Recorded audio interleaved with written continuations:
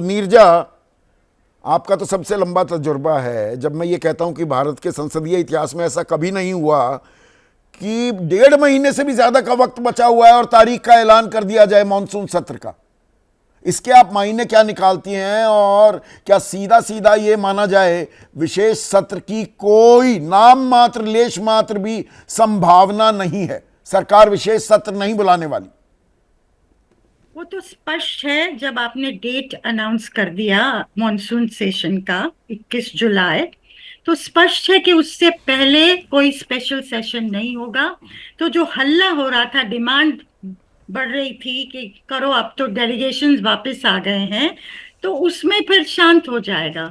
और सरकार ऑब्वियसली चाहती है, ऐसा नहीं कि वो डिबेट अवॉइड करेगी या कर सकती है। जब सेशन होगा जरूर ऑपरेशन सिंदूर पे डिबेट होगी, हर पहलू पे होगी, सवाल पूछे जाएंगे जो कि ऑपोजिशन पूछ रही है। पर वो लेकिन आम थोड़ा आदमी की और ठंडा हो याददाश्त, जाए नहीं माहौल। नहीं नीरजा, आम आदमी की याददाश्त भी कमजोर होती है। रोज रोज नए नए मुद्दे बदलते जाते हैं। आम आदमी को खुद इतनी परेशानियां हैं, उसे उनसे ही रोज दो चार होना पड़ता है। 45 दिन बाद बहुत सारे सवाल जो आज शायद जिनकी गूंज बहुत तेज और तीखी है, वो मध्यमी नहीं बिल्कुल ओझल होती दिखाई देगी। इज द नहीं, गवर्नमेंट मुझे नहीं बाइंग लगता टाइम? ओझल। इज द गवर्नमेंट मुझे बाइंग नहीं टाइम? लगता ये ओझल होगा इतना आसानी से 45 दिन में। लेकिन थोड़ा माहौल ठंडा हो जाएगा। और ये सरकार जानती है कि ठंडा करके कैसे खाना है। वो गरम गरम नहीं खाती है। गरम गरम उसमें नहीं तो कर... माहिर है। पर ऑपरेशन सिंदूर का जो नैरेटिव और नैरेटिव गढ़ने में बीजेपी का कोई सानी नहीं, ये मैं साफ मानता हूं।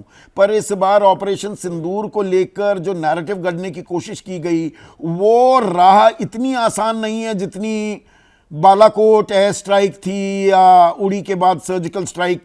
जो लोगों को समझा पाई थी बीजेपी वैसे समझा पा रही है, या सवाल जो हैं वो अभी जस के तस खड़े हुए हैं? बहुतों के मन में बहुत सारे सवाल हैं इस वक्त।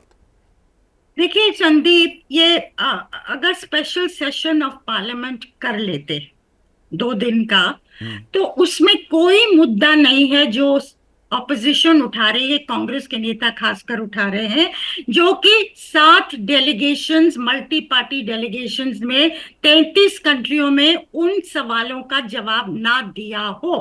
हर नहीं नहीं नहीं सवाल नहीं का नहीं नहीं जवाब नहीं आया नहीं नहीं, है। आई बेग टू डिफर वही नीरजा। चीज वो, नहीं नहीं, वो प्लीज ऑफिशियल नीरजा, लाइन है ना। एक सेकंड में इंटरप्ट कर रहा हूं।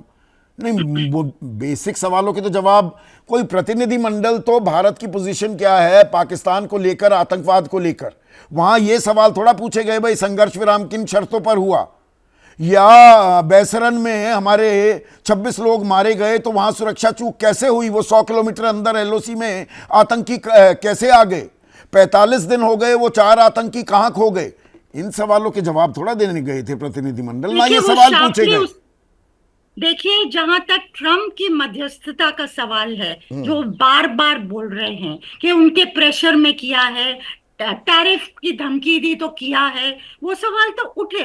जय पांडे ने उसका जवाब दिया, शशि थरूर ने उसका जवाब दिया। आप देख लीजिए जो उनकी आई है स्टेटमेंट्स, और नहीं नहीं, किन टीवी पे शर्तों दिखाई पर गई हैं। संघर्ष विराम हुआ है, क्योंकि यहां पर भी थोड़ा सा कंफ्यूजन है। देश के रक्षा मंत्री कहते हैं ऑपरेशन सिंदूर बदस्तूर जारी है, तो फिर रुका क्या था भाई 10 मई को? और किन किन शर्तों पर रोका गया? कोई शर्त तो हुई होंगी ना। पाकिस्तान गिड़गिड़ाया, मैं मानता हूं सरकार हमें यह बता रही है, मैं बिल्कुल फेस वैल्यू पर लेता हूं सरकार के बयान को कि भाई पाकिस्तान गिड़गिड़ा रहा था, आग्रह किया तो हमने कर दिया संघर्ष विराम। किन शर्तों पर किया?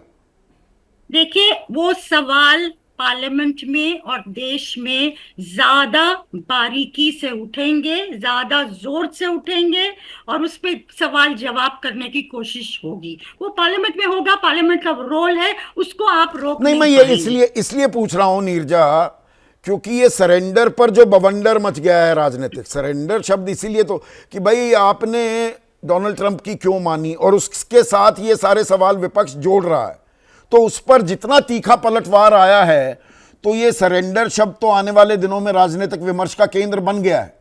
गलत तो नहीं कह रहा हूं? देखिए उस पे दो राय है।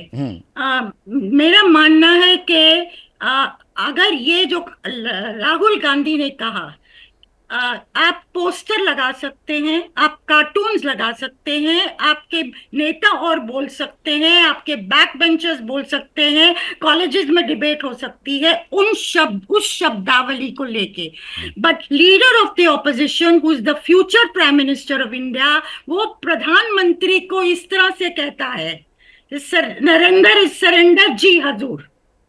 ये मुझे तो बहुत अटपटा लगा, औरों को लगा कि नहीं, इस भाषा का प्रयोग करना और बिल्कुल नहीं होना चाहिए था। मैं भी ये मानता हूं, मैं भी ये मानता हूं। तो फिर जगत प्रकाश नड्डा की भाषा का आप क्या कहेंगी?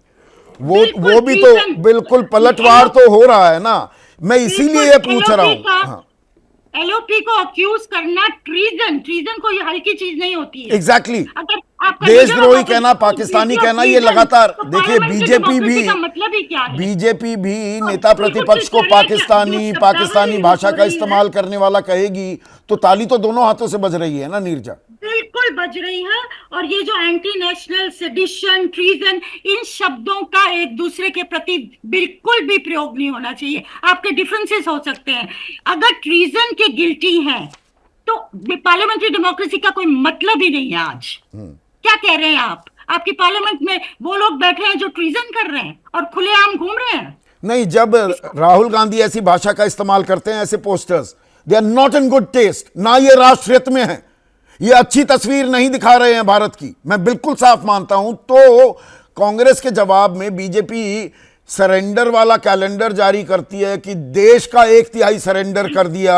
कश्मीर का हिस्सा सरेंडर कर दिया 48 में, 62 में चीन के आगे सरेंडर कर दिया, 65 में हाजी पीर का दर्रा सरेंडर कर दिया, 71 में 93,000 युद्धबंदी थे, पीओके सरेंडर कर दिया, 1995 में परमाणु परीक्षण रोक दिया, 2008 में 26/11 के बाद सरेंडर कार्रवाई ना करना, यह भी सरेंडर था। तो मतलब देश विरोधी पाकिस्तान परस्त सरकारें देश में बड़े दिनों से राज कर रही थी, ये बता रही है सरकार। ये आप मुझसे पूछें किसी और से? जी, आपसे नीरजा। मुझे नहीं, देखिए, हर जिन घटनाओं का वर्णन हुआ है, ये बहुत कॉम्प्लेक्स चीजें थी हिस्टोरिकली। क्या फोर्सेस काम किए, क्या उस समय इश्यूज थे, क्यों किया गया? इंदिरा गांधी नहीं करती, भुट्टो से जब बात हुई, क्यों उन्होंने वापस कर दिए इतने 95,000 सोल्जर्स? उसमें उसके बजाय आपको कुछ चीज ठोस लेनी चाहिए थी। वो ठीक है, हिस्टोरिकली आपका व्यू तो पॉइंट वही तो नहीं, तो वो व्यू पॉइंट अपनी जगह ठीक है। नहीं, वो अपनी जगह ठीक है जी। 93,000 युद्धबंदी थे, हमारे पास पीओके वापस ले लेते। तो इस बार यही तो पूछा जा रहा है कि जब हमने पाकिस्तान को घुटनों पर ला दिया तो वो सीज फायर की शर्तें कौन सी थी, क्या लिया हमने? भाई, रक्षा मंत्री राजनाथ सिंह कह रहे हैं ना कि अगली बार पाकिस्तान ऐसी गुस्ताखी करेगा तो हम 3 सबसे बड़े आतंकी वापस मांगेंगे। इस बार क्यों नहीं मांग लिए? पीओके क्यों नहीं मांग लिया? जब आप खुद जब ये सवाल उठाते हैं तो आपको, अगर ये सवाल पूछे जा रहे हैं तो जवाब दे दीजिए। बिल्कुल। और आपने डे 1 से कहा कि हम नॉन एस्केलेटरी ऑपरेशन कर रहे हैं। हमारा मकसद है आतंक के अड्डों को डिस्ट्रॉय करना। हमारा मकसद युद्ध करना नहीं है। हमारा मकसद पाकिस्तान की जनता के खिलाफ नहीं है। मिलिट्री इंस्टॉलेशंस को भी हमने नहीं हिट किया। डे 1 से आप ये कह रहे हैं कि नहीं? तो जब वो रेडी हो गए तो आप क्यों नहीं एक्सेप्ट करेंगे सीज फायर को? आप क्या चाहते हैं, इंडिया की ग्रोथ स्टोरी का अंत हो जाए? तो 11 एयर बेसिस को भी नुकसान पहुंचाया, लाहौर का एयर डिफेंस सिस्टम ने इस्तेनाबूद कर दिया। और ये बातें रोड शोज में और सभाओं में जब बताई जा रही हैं तो विशेष सत्र में बताने में क्या दिक्कत थी? विनोद अग्निहोत्री। नीरजा, अब मैं विनोद से पूछ लूं सवाल। नहीं, विशेष सत्र में बताने में कोई दिक्कत नहीं थी, लेकिन सरकार अपने तरीके से तय करती है। और सरकार अब का सीधा सीधा तर्क है, उन्होंने पहले विदेशों में प्रतिनिधिमंडल भेज दिए और विदेशों में ये स्पेसिफिक सवालों के जवाब देने के लिए नहीं भेजा। नहीं, मैं दूसरी बात कह रहा हूँ। स्पेसिफिक सवालों के जवाब तो वहां दे ही नहीं सकते। भाई शशि थरूर क्या बताएंगे? वो तो सरकार बताएगी, जो सरकार बताएगी। हमें इसमें घालमेल, इसमें बिल्कुल नहीं। दूसरी बात ये है, कंफ्यूजन बिना बात का रायता नहीं फैलाना चाहिए। एक चीज सुनिए, जब टीम इंडिया बाहर खेलती है तो टीम इंडिया होती है, और जब भारत में आईपीएल खेलती है तो एक दूसरे के खिलाफ खेलते हैं। हाँ। तो टीम इंडिया बाहर खेल आई, अब आईपीएल शुरू हो अब गया। इंडियन यहाँ पर पॉलिटिकल लीग चली हुई इंडियन है पॉलिटिकल यहाँ लीग पर। चलेगी। हाँ। अब वही सलमान खुर्शीद समर्थन कर रहे हैं राहुल गांधी का, अभी आप ही चला रहे थे। वही सुप्रिया सुले जो है कह रहे हैं कि हम दस्तखत नहीं कर पाए, लेकिन हम चूंकि थे नहीं। तो अब वो आईपीएल, रेखा शर्मा उस दिन बोल रही थी कि जहां कांग्रेस वाले घुस नहीं पाते थे वहां हम जाके करिए। तो अब वो फिर शुरू हो गया इंडियन पॉलिटिकल लीग। तो ये तो विदेशी प्रतिनिधिमंडल का कोई ये वो एक्सरसाइज थी। मानसून सत्र चूंकि बिल्कुल 1 महीने बाद होना ही है, तो सरकार ने घोषणा कर दी, अपने इरादे जता दिए। नहीं, ये 47 दिन पहले ऐसा हुआ कभी?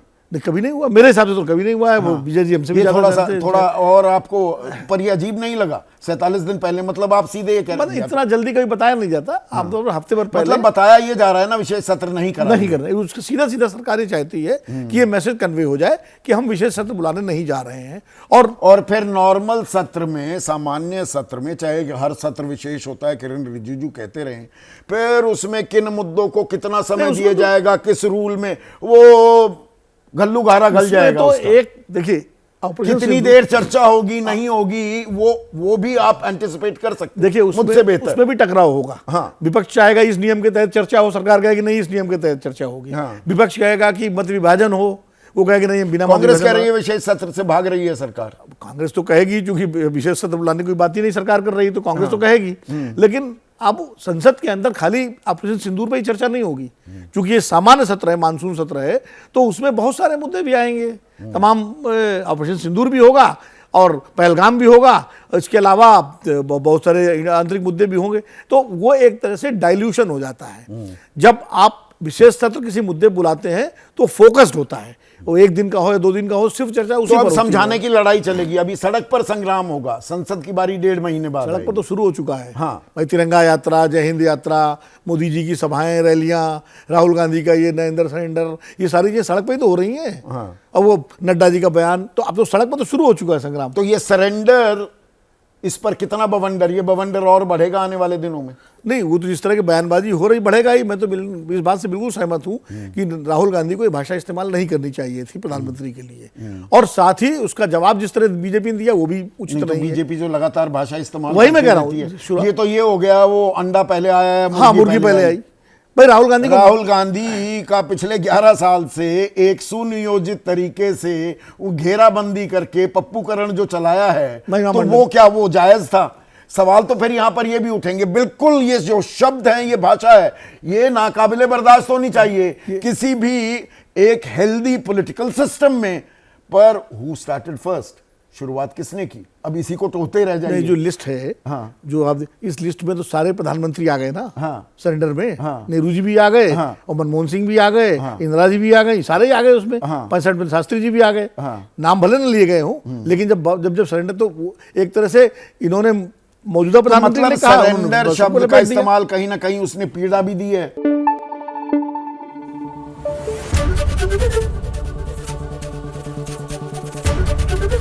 एबीपी न्यूज आपको रखे आगे।